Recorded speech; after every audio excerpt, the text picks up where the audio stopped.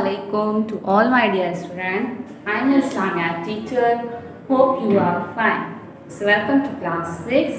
आज हम क्लास 6 का चैप्टर नंबर 1 पढ़ेंगे जो कि आपके पेज नंबर 1 पर, ठीक है। तो open the book, page number 1।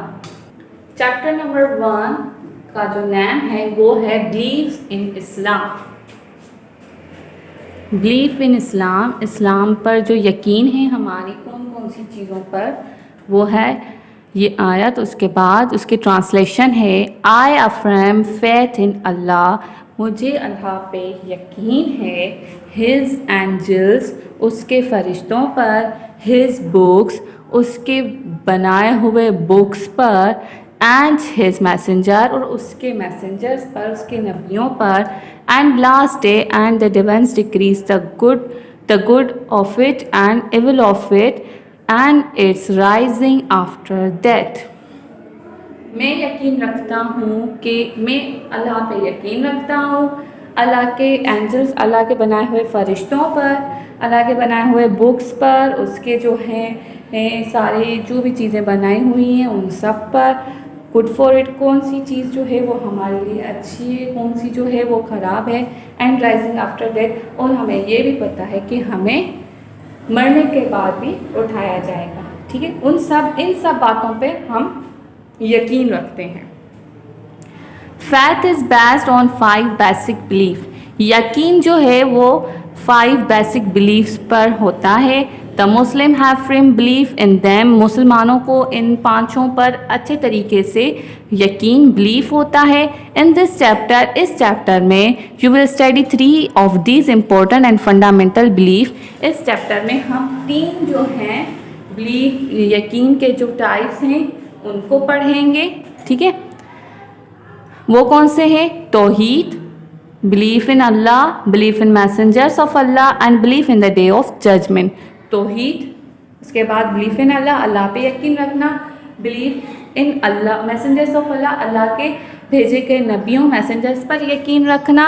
And belief in the day of judgement, और जजमेंट का दिन मीन्स क़यामत का दिन, जिस दिन हमारे सब का हिसाब लिया जाएगा, उस दिन पर भी हमें यकीन है कि वो भी आएगा, ठीक है बच्चों। पेज नंबर 2 पर हमारा जो है लेसन नंबर 1 है। लेसन नंबर 1 का नाम है बिलीफ इन अल्लाह, अल्लाह पर यकीन रखना, ठीक है। अल्लाह पर यकीन, बिलीफ इन अल्लाह, अल्लाह पर यकीन, ठीक है बच्चों। Tariq is, belief in Allah, Tariq is in class 6। Tariq जो है वो क्लास 6 का स्टूडेंट है। He wakes up early in the morning to say his फजर prayers. वो सुबह को जल्दी उठता है अपनी फजर की नमाज पढ़ने के लिए। Then he goes for morning walk. उसके बाद वो कहाँ जाता है? सुबह को वॉक करने के लिए जाता है, मॉर्निंग वॉक के लिए जाता है। One day he came across a garden during his morning walk. एक दिन जब सुबह वो वॉक करने जा रहा था तो वो कहाँ से गुजरा? एक बाग से, एक गार्डन से गुजरा। The early morning scene was beautiful. सुबह सुबह के वक्त जो सीन था वो बहुत प्यारा था। There was a fresh green grass in the garden, so soothing to the eyes. वहाँ पे एक ताज़ा सा ग्रास था, ग्रीन कलर का, पूरे गार्डन में, जो उसकी आंखों को बहुत सुकून दे रहा था। Also there were flowers spreading fragrance across the garden. वहाँ पर उस गार्डन में क्या थे? फ्लावर्स थे, फ्लावर्स फूल थे जो क्या कर रहे थे? पूरे गार्डन में उनकी खुशबू फैली हुई थी। Birds chirping in their particular voice, birds, परिंदे जो थे वो अपनी आवाज़ें निकाल रहे थे। Colourful butterflies hovering over the flowers and fruits, laden trees bending down to the earth. Colourful butterflies जो थी वो फूलों के ऊपर जो है वो उड़ रही थी। एंड फ्रूट्स, और जो फ्रूट्स थे ये आपको पिक में दिखाई गई है, और जो फ्रूट्स थे ये अपनी ब्रांचेस के नीचे नीचे ज़मीन की तरफ लटक रहे थे। ठीक है। Tariq was captivated by this lovely early morning scene. Tariq इन सब चीज़ को, सुबह का एक खूबसूरत प्यारा नज़ारा देखकर बहुत खुश हो रहा था। He wondered how beautiful this universe was and how skillfully the Creator had created it. वो बहुत हैरत से सोच रहा था, देख रहा था कि कितनी प्यारी दुनिया, ये कायनात बनाई गई है।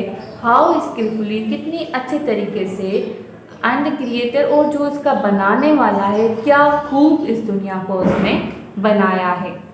He realized that every bird had a unique voice, although there were countless bird species. उसने वहाँ पे रियलाइज़ किया कि हर परिंदे का अपना अलग से आवाज़ है। All types of grains and fruit grew in a soil, but no two types of had the same taste and flavors. All types of grains, वहाँ पर हर किस्म के ग्रेन्स, हर किस्म का फ्रूट जो है ज़मीन पर पैदा हो रहे थे। ठीक है। हर चीज़ का जो है अलग से एक किस्म था, तो हर चीज़ का टेस्ट, जायका और फ्लेवर भी अलग था।